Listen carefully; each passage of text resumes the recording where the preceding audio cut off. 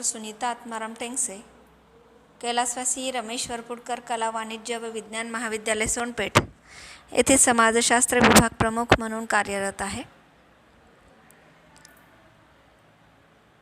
मानवी जीवनाचा आपण जेव्हा विचार करतो तेव्हा मानवी जीवनाचा अभ्यास हा फार प्राचीन काळापासून करण्यात आलेला आहे. मानवाने सर्वप्रथम आपल्या सभोवती ज्या नैसर्गिक घटना घडतात त्या नैसर्गिक घटनांना समजून घेण्यासाठी त्यांचेच अध्ययन करण्यास सुरुवात केली आणि नैसर्गिक घटनांच्या अध्ययनानंतर मानव स्वतःच्या समाजाविषयी आणि मानवी जीवनाविषयी विचार करू लागला. त्यामुळेच प्रथमतः नैसर्गिक शास्त्रांचा विकास झाला आणि नंतर सामाजिक शास्त्रांचा उदय आणि विकास झालेला आहे. आता तुमच्या मनामध्ये प्रश्न आला असेल की शास्त्र म्हणजे काय? शास्त्र म्हणजे तथ्यांविषयीचे ज्ञान जे शास्त्रीय पद्धतीचा अवलंब करून मिळवलेले असते आणि शास्त्रीय ज्ञान हे विस्कळीत नसून ते सुसंघटित असते. कारण की शास्त्रीय ज्ञानाचा संबंध हा प्रत्यक्षपणे अस्तित्वात असलेल्या किंवा प्रत्यक्षात घडणाऱ्या घटनांविषयी जे ज्ञान असते त्याच्याशी शास्त्रीय ज्ञानाचा संबंध असतो. म्हणजे शास्त्र म्हणजे काय? तर शास्त्र म्हणजे त्या विषयाशी संबंधित आपण माहिती संकलित करतो, ज्ञान संकलित करतो आणि ते ज्ञान मिळवत असताना आपण वैज्ञानिक पद्धती किंवा शास्त्रीय पद्धतीचा अवलंब करत असतो. आता शास्त्रीय पद्धती म्हणजे काय हा प्रश्न तुमच्या मनात असेल. शास्त्रीय पद्धती म्हणजेच वैज्ञानिक पद्धती जी प्रत्यक्ष घटकांना, प्रत्यक्ष बाबींना, प्रत्यक्ष घटनांना, प्रत्यक्ष माहितीला विशेष महत्त्व देते. म्हणजेच वैज्ञानिक पद्धतीमध्ये संशोधन करता संबंधित विषयाची जशी माहिती आहे त्याच स्वरूपात ती मांडत असतो. जसे की ग्रामीण समाजातील प्रश्न. ग्रामीण समाजातील प्रश्न कोणते आहेत याचा अभ्यास वैज्ञानिक पद्धतीने किंवा शास्त्रीय पद्धतीने करावयाचा झाल्यास ग्रामीण भागातील लोकांचे ॲक्च्युअल प्रश्न काय आहेत ते अगोदर जाणून घ्यावे लागतील आणि त्याची मांडणी त्या ठिकाणी करणं आवश्यक असतं. कोणत्या पद्धतीत? वैज्ञानिक पद्धतीत. म्हणजेच अभ्यासक किंवा संशोधनकर्ता हा स्वतःच्या मताचा, विचाराचा, अनुभवाचा, भावनांचा समावेश या वैज्ञानिक पद्धतीत करू शकत नाही. ज्या स्थितीत तो प्रश्न म्हणजेच ग्रामीण समाजातील प्रश्नांची स्थिती, मग आरोग्याची स्थिती जशी आहे तशीच त्या ठिकाणी मांडावी लागेल. शिक्षणाची स्थिती काय आहे तशीच मांडावी लागेल. महिलांचा ग्रामीण भागात, कुटुंबात, समाजात काय दर्जा आहे तो तसाच मांडावा लागेल. लिंग भाव असमानता म्हणजे स्त्री आणि पुरुष हा भेद ग्रामीण समाजात आज कितपत आहे तो जसा आहे तसाच त्या ठिकाणी मांडावा लागेल. त्यामध्ये आपल्याला ग्रामीण समाज हा स्त्री पुरुष समानतेचा पुरस्कार करणार आहे असंही म्हणता येणार नाही, किंवा ग्रामीण समाजामध्ये स्त्री आणि पुरुष याच्यामध्ये पुरुषांना महत्त्व दिलं जातं आणि स्त्रियांना एकदम कनिष्ठ लेखलं जातं असंही म्हणता येणार नाही. तर त्या ठिकाणी अभ्यास करणाऱ्या व्यक्तीला ग्रामीण भागातील आज स्त्री आणि पुरुषांची स्थिती काय आहे, त्यांचा दर्जा कसा आहे, स्त्रियांच्या दर्जात कोणकोणते बदल झालेले आहेत याचा अभ्यास करूनच त्या ठिकाणी आपली मते मांडावी लागतील. त्या ठिकाणी ती माहिती मांडणं हे आवश्यक आहे. आणि हे केव्हा होतं? जेव्हा अध्ययनासाठी वैज्ञानिक पद्धती वापरली जाते. आता तुम्हाला लक्षात आलं असेल की वैज्ञानिक पद्धती म्हणजे नेमकं काय. जसं समाजामध्ये आहे तसंच चित्रण, तसंच विश्लेषण त्या सामाजिक घटनेचं त्या अभ्यासकाकडून होणं आवश्यक असतं. आणि हे कशात केलं जातं तर हे वैज्ञानिक पद्धतीच्या द्वारे प्रत्येक शास्त्रात त्या ठिकाणी मांडलं जातं. म्हणजेच शास्त्राचा आधार काय आहे, तर शास्त्राचा आधार हा ज्ञान आहे. परंतु कोणतं ज्ञान? जे ज्ञान वैज्ञानिक पद्धतीच्या आधारे ज्या ज्ञानाची मांडणी केली जाते, ज्या ज्ञानाचं विश्लेषण केलं जातं. आणि वैज्ञानिक पद्धतीच्या आधारे मांडलेल्या ज्ञानाचं परीक्षण जरी केलं, तपासणी जरी केली, तरी जे ज्ञान मांडलेलं आहे, जी माहिती समोर आलेली आहे, त्या माहितीमध्ये कसल्याही प्रकारचा बदल होत नाही. कारण की ती ॲज इट इज, जशी आहे तशीच वैज्ञानिक पद्धतीचा अवलंब करून अभ्यासकाकडून मांडण्यात आलेली असते. म्हणजेच जी शास्त्रे विश्वामध्ये आहेत त्या सर्व शास्त्रांचा अभ्यास हा वैज्ञानिक पद्धतीद्वारे करण्यात आलेला आहे. आणि ही वैज्ञानिक पद्धती प्रथमतः माणसाकडून नैसर्गिक घडामोडींचा अभ्यास करण्यासाठी वापरण्यात आली. आणि त्यानंतर या वैज्ञानिक अध्ययन पद्धतीचा वापर व्यक्तीकडून सामाजिक घटना, सामाजिक घडामोडी, सामाजिक घटक, सामाजिक समस्या यांचा अभ्यास करण्यासाठी करण्यात येत असतो. आता शास्त्र म्हणजे काय हे तुमच्या लक्षात आलं. परंतु या शास्त्राचे 2 प्रकारांमध्ये आपण वर्गीकरण करतो. ते म्हणजे एक नैसर्गिक शास्त्रे आणि दुसरं म्हणजे सामाजिक शास्त्रे. तर नैसर्गिक शास्त्रे म्हणजे काय? ज्या शास्त्रांमध्ये नैसर्गिक घटना, नैसर्गिक घडामोडी यांचा वैज्ञानिक पद्धतीने अभ्यास केला जातो. मग ही शास्त्रे कोणती आहेत? तर ही शास्त्रे आहेत पदार्थविज्ञान, रसायनशास्त्र, जीवशास्त्र, रसायनशास्त्र. या शास्त्रांद्वारे नैसर्गिक घडामोडींचा वैज्ञानिक पद्धतीने अभ्यास केला जातो. ही झाली नैसर्गिक शास्त्रे. आता शास्त्राचा दुसरा प्रकार कोणता आहे? तर तो आहे सामाजिक शास्त्रे. सामाजिक शास्त्रे म्हणजे काय?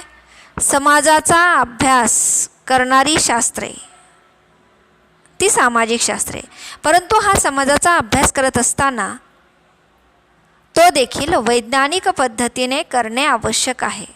तरच त्या विषयांना आपण शास्त्र असं म्हणतो. म्हणजेच समाजाचे वैज्ञानिक पद्धतीने अध्ययन करणाऱ्या शास्त्रांना आपण सामाजिक शास्त्रे असे म्हणतो. मग ही सामाजिक शास्त्रे कोणती आहेत?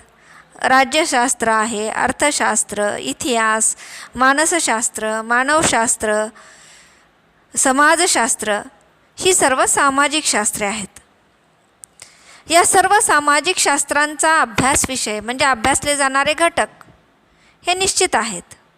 आणि ते वैज्ञानिक पद्धतीने त्या सामाजिक घटकांचा, सामाजिक घटनांचा, सामाजिक समस्यांचा अभ्यास त्या शास्त्रामध्ये केला जातो. मग समाजशास्त्र हे कोणतं शास्त्र आहे? तर समाजशास्त्र हे सामाजिक शास्त्र आहे. समाजशास्त्राचा अभ्यास विषय कोणता आहे? तर समाजशास्त्राचा अभ्यास विषय हा मानवी समाज, मानवी संबंध, मानवी आंतरक्रिया, मानवामध्ये होणाऱ्या प्रक्रिया, समाजातील असणाऱ्या विविध सामाजिक संस्था, सामाजिक संघटना, मंडळे, सामाजिक परिवर्तन, सामाजिक नियंत्रण, संस्कृती, सामाजिक मूल्य, नैतिकता या सर्व घटकांचा अभ्यास शास्त्रीय पद्धतीने समाजशास्त्रामध्ये केला जातो. मग या समाजशास्त्राचा उदय आणि विकास पाहत असताना समाजशास्त्राचा उदय व विकास 19व्या शतकात झालेला आहे. फ्रेंच विचारवंत ऑगस्ट कॉम्त यांनी 1839 साली सर्वप्रथम समाजशास्त्र हा शब्द वापरला. समाजशास्त्र ही संकल्पना त्यांनी सर्वप्रथम वापरली. म्हणून आपण ऑगस्ट कॉम्तला समाजशास्त्राचा जनक, समाजशास्त्राचा पिता, समाजशास्त्राचा निर्माता किंवा फादर ऑफ सोशॉलॉजी असं म्हणतो. वस्तुनिष्ठ व शास्त्रीय पद्धतीचा अवलंब करून मानवी समाजाचे अध्ययन करणाऱ्या शास्त्राला आपण समाजशास्त्र असं म्हणतो. सर्वसामान्यपणे मानवी समाजाचा, त्याच्या उत्क्रांतीचा, समाजाच्या संरचनेचा आणि सामाजिक संबंधाचा अभ्यास करणारे शास्त्र म्हणजे समाजशास्त्र होय. इतर सामाजिक शास्त्रांप्रमाणे समाजशास्त्र ही देखील एक सामाजिक शास्त्र आहे असं आपल्याला म्हणता येतं. समाजाचा अभ्यास करत असताना तो निरीक्षणाच्या माध्यमातून, अनुभवांच्या माध्यमातून, वास्तविकतेच्या माध्यमातून केला जातो. हे अध्ययन करत असताना अभ्यासकाकडून शास्त्रीय पद्धती ही अवलंबिली जाते. सामाजिक घटनांचे प्रथम निरीक्षण करून अभ्यासक, शास्त्रज्ञ त्या माहितीचं संकलन करत असतात आणि संकलित केलेली माहिती, गोळा केलेली माहिती सुव्यवस्थित किंवा सुसंघटित त्या ठिकाणी मांडली जाते. म्हणून समाजशास्त्र हे एक शास्त्र आहे असं आपल्याला म्हणता येतं. समाजशास्त्राच्या विकासात विविध विचारवंतांनी मोलाचे योगदान दिलेले आहे. त्यामध्ये प्लेटो, ॲरिस्टॉटल, सिसेरो, मॅक्युली, मॉन्टेस्क्यू या पाश्चात्य विचारवंतांबरोबरच प्राचीन भारतीय वाङ्मयातील वेद, उपनिषद, रामायण, महाभारत, मनुस्मृती, नीतिसार, कौटिल्याचे अर्थशास्त्र, अबुल फजल यांचे ऐन-ए अकबरी या ग्रंथांचाही समावेश त्या ठिकाणी केला जातो. परंतु हे विचार कल्पनावादी व आदर्शावर आधारित आहेत. या विचारांना शास्त्रीय आधार नाही. म्हणजेच हे अध्ययन वैज्ञानिक पद्धतीने करण्यात आलेले नाही. 19व्या शतकात Auguste Comte, Herbert Spencer, Emile Durkheim, Karl Marx, Max Weber, Pareto या शास्त्रीय दृष्टिकोनातून समाजाचा अभ्यास या विचारवंतांनी, या शास्त्रज्ञांनी केलेला आहे. समाजशास्त्र हे एक आधुनिक शास्त्र आहे, कारण की समाजशास्त्राची निर्मिती ही 19व्या शतकामध्ये झालेली आहे. आधुनिक काळातील गुंतागुंतीच्या समाजाचा अभ्यास करणं खूप आवश्यक होतं. तसेच सामाजिक समस्यांचे स्वरूप आणि सामाजिक समस्या सोडवण्यासाठी कोणते उपाय केले जाऊ शकतात, समाजामध्ये सुधारणा करण्यासाठी काय करता येईल, याबाबत वैज्ञानिक अध्ययन करण्यासाठी, मानवी समाजाचे वैज्ञानिक अध्ययन करण्यासाठी, नवीन सामाजिक परिस्थितीमध्ये अनुकूलन करण्यासाठी, राष्ट्रीय एकात्मता वाढवण्यासाठी, ग्रामीण पुनर्निर्माण आणि नागरी विकासासाठी सहाय्यक, तसेच या अध्ययनाचा उपयोग हा प्रामुख्याने केला जातो. समाजशास्त्र हा शब्द सोशियस आणि लोगस या दोन शब्दांच्या संकरातून बनलेला आहे, एकत्रीकरणातून बनलेला आहे. सोशियस या लॅटिन भाषेतील शब्दाचा अर्थ सहचर असा होतो आणि ग्रीक भाषेतील लोगोस या शब्दाचा अर्थ शास्त्र असा होतो. म्हणजेच मानवातील सहचर्याचा अमूर्त पातळीवरील अभ्यास म्हणजेच समाजशास्त्र होय. समाजशास्त्र ही संकल्पना सगळ्यात अगोदर ऑगस्ट कॉम्त यांनी the course of positive philosophy या ग्रंथामध्ये 1839 वापरली. समाजाचे शास्त्रीय पद्धतीने म्हणजेच वैज्ञानिक पद्धतीने म्हणजेच वास्तविक अध्ययन करण्यासाठी त्यांनी सुरुवातीला समाजशास्त्राला सामाजिक भौतिक हा शब्द वापरला होता, परंतु नंतर त्यांनी समाजशास्त्र हे नाव दिले. म्हणून आपण ऑगस्ट कॉम्तला समाजशास्त्राचा जनक असं म्हणतो. तर समाजशास्त्राची व्याख्या पाहत असताना समाजशास्त्र हे प्रामुख्याने सामाजिक व्यवस्था आणि प्रगतीचे विज्ञान आहे. सामाजिक घटनांचे विज्ञान म्हणजेच समाजशास्त्र होय. हार्टन आणि हंट यांनी असं म्हटलं आहे की मानवी सामाजिक जीवनाचा शास्त्रीय पद्धतीने केलेला अभ्यास म्हणजेच समाजशास्त्र होय. मॅकआयव्हर आणि पेज यांनी सामाजिक संबंध हा समाजशास्त्राचा अभ्यास विषय आहे असे सांगितलेले आहे. म्हणजेच समाजशास्त्रामध्ये मानवामानवातील संबंध, मानवी वर्तनाचा अभ्यास, मानवी क्रिया, सामाजिक क्रिया आणि व्यवस्था यांच्यातील आंतरसंबंध, मानवामानवातील आंतरक्रिया आणि सामाजिक व्यवस्था आणि प्रगती याचा अभ्यास समाजशास्त्रामध्ये वैज्ञानिक पद्धतीद्वारे केला जातो. या समाजशास्त्राचा उदय आणि विकास पाहत असताना समाजशास्त्र एक शास्त्र म्हणून समाजशास्त्राचा इतिहास हा जवळपास 173 वर्षाचा आहे. समाजशास्त्र समाजाचे वैज्ञानिक अध्ययन करते. समाजाचे अध्ययन हे मानवी विचार एवढे जुने आहे. समाजशास्त्राच्या उदयापूर्वी समाजाचा अभ्यास हा करण्यात आलेला आहे, परंतु तो वैज्ञानिक पद्धतीने करण्यात आलेला नाही. प्राचीन कालखंडामध्ये सामाजिक विचारवंत प्लेटो, ग्रीक विचारवंत प्लेटो यांनी इसवी सन पूर्व 427 ते 347 हा त्यांचा कालखंड आहे. त्यांनी रिपब्लिक या ग्रंथामध्ये सामाजिक घडामोडीचा अभ्यास ची मांडणी, सामाजिक घडामोडींची मांडणी रिपब्लिक या ग्रंथात केलेली आहे. म्हणजेच सामाजिक घडामोडी, नागरी व राजकीय जीवनांचे विश्लेषण त्यांनी रिपब्लिक या ग्रंथात केलेले आहे. तर अरिस्टॉटल यांनी इथिक्स अँड पॉलिटिक्स या ग्रंथामध्ये सामाजिक घटना, सामाजिक समस्या, कौटुंबिक जीवन, प्रथा, परंपरा इत्यादींचे सविस्तर विवेचन केलेले आहे. कौटिल्य यांनी अर्थशास्त्र या ग्रंथामध्ये सामाजिक जीवनाचे चित्रण केलेले आहे.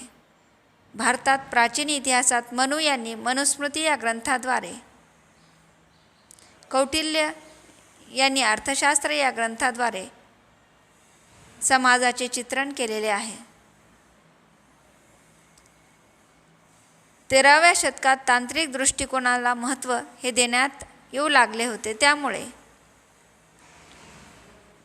चिंतनामध्ये वैज्ञानिक पद्धतीचा किंवा वैज्ञानिकतेचा प्रभाव हा याला अधिक महत्त्व हे देण्यात आले. ऑगस्ट कॉम्ट यांनी समाजशास्त्रामध्ये मोलाचे योगदान दिलेले आहे. त्यांनी 3 अवस्थांचा नियम, शास्त्राचे वर्गीकरण, स्थितीशास्त्र व गतिशास्त्र आणि प्रत्यक्षवाद याबाबत वेगवेगळे सिद्धांत आणि विचार मांडलेले आहेत.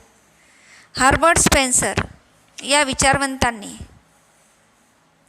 उत्क्रांतीचा सिद्धांत, सेंद्रिय सिद्धांत आणि समाजाचे प्रकार याबाबत सिद्धांत मांडलेले आहेत.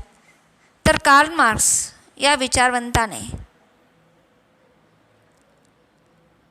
The Holy Family, Das Kapital, the Communist Manifesto यासारख्या ग्रंथाच्या माध्यमातून आपले विचार हे मांडलेले आहेत.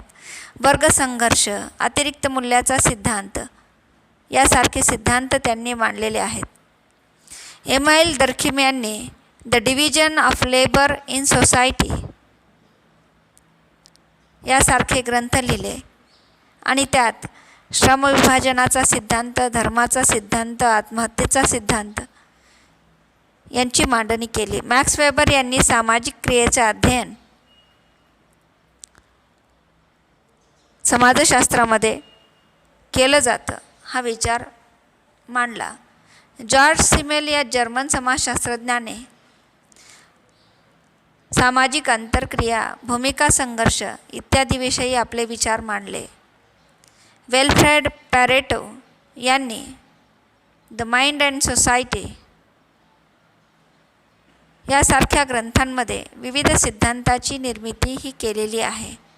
चार्ल्स कुले या अमेरिकन समाजशास्त्रज्ञांनी प्राथमिक गटाची संकल्पना, मानवी स्वभाव आणि स्वविषयक संकल्पना यांची मांडणी केली. टॉलकॉट पार्सन्स यांनी the structure of social action, the social system या ग्रंथांमध्ये समाजशास्त्रीय विचारांची मांडणी ही केलेली आहे.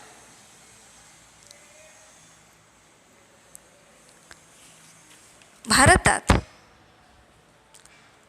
समाजशास्त्राचा विकास कशा पद्धतीने झालेला आहे हे पाहत असताना भारतीय समाजशास्त्राच्या विकासाला ऐतिहासिक पार्श्वभूमी ही लाभलेली आहे. अगदी प्राचीन काळापासून समाजाच्या विविध घडामोडींविषयी चिंतन हे करण्यात आलेले होते. वेद, उपनिषद, रामायण, महाभारत, गीता या धर्मग्रंथांमध्ये तत्कालीन समाजव्यवस्थेचे चित्रण हे केलेले आहे. कौटिल्य यांच्या अर्थशास्त्र, शुक्राचार्य यांच्या नीतिसार, मनूची मनुस्मृती, मुघल काळातील ऐन अकबरी यासारख्या ग्रंथांमध्ये समाजाची संरचना, प्रथा, परंपरा, संस्कृती, आदर्श, नीतिनियम यांची मांडणी केलेली आहे. परंतु या विचारवंतांवर धर्माचा विशेष पगडा असल्यामुळे, धर्माचा अधिक प्रभाव असल्यामुळे समाजाचे वास्तववादी चित्रण या विविध विचारवंतांकडून, अभ्यासकांकडून होऊ शकलेले नाही. नंतरच्या काळात देखील समाजव्यवस्थेविषयी विविध विचारवंतांनी आणि अभ्यासकांनी आपले विचार हे मांडलेले आहेत. भारतीय समाजशास्त्राची औपचारिक सुरुवात, भारतामध्ये समाजशास्त्राची औपचारिक सुरुवात ही 20व्या शतकात म्हणजेच 1914 मुंबई विद्यापीठात समाजशास्त्र या विषयाला सुरुवात करण्यात आली.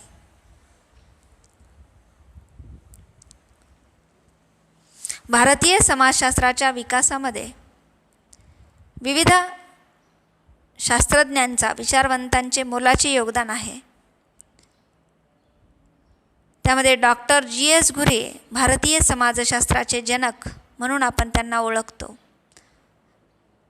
1924 डॉक्टर घुरे यांची मुंबई विद्यापीठामध्ये समाजशास्त्राचे विभाग प्रमुख म्हणून नियुक्ती करण्यात आलेली होती.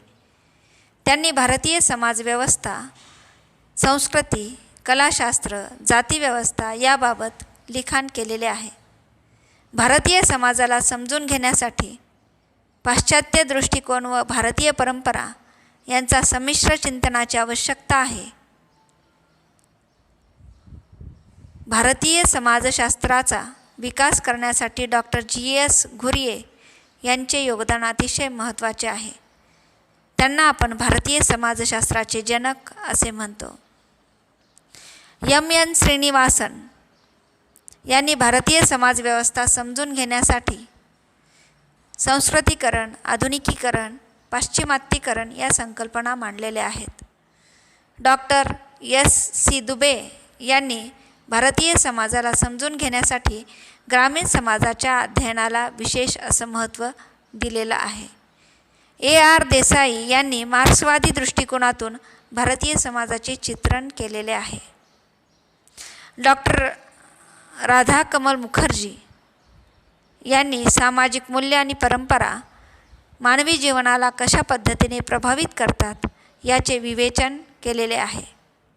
तसेच भारतीय परिस्थितीत समाजशास्त्राचा विकास करण्याचा त्यांनी इकॉलॉजिकल सोशॉलॉजी, भारत परिस्थितीय समाजशास्त्राचा विकास करण्याचा प्रयत्न त्यांनी केलेला आहे. N.K. बोस यांनी सभ्यतावादी दृष्टिकोनातून भारतीय समाजाचे अध्ययन केले. डॉक्टर बाबासाहेब आंबेडकर यांनी उठावात्मक दृष्टिकोनातून भारतीय समाजाचे वास्तववादी अध्ययन केलेले आहे. डॉक्टर डेव्हिस हार्डिमन यांनी देखील उठावात्मक दृष्टिकोनातून भारतीय समाजाचे अध्ययन केलेले आहे. Doctor K.M. कापडिया यांनी विवाह, कुटुंब, आप्तसंबंधाविषयीचे विचार मांडलेले आहेत. D.N. मुजुमदार यांनी समाजशास्त्रीय दृष्टिकोनातून वेगवेगळ्या संकल्पनांचे विवेचन केलेले आहे.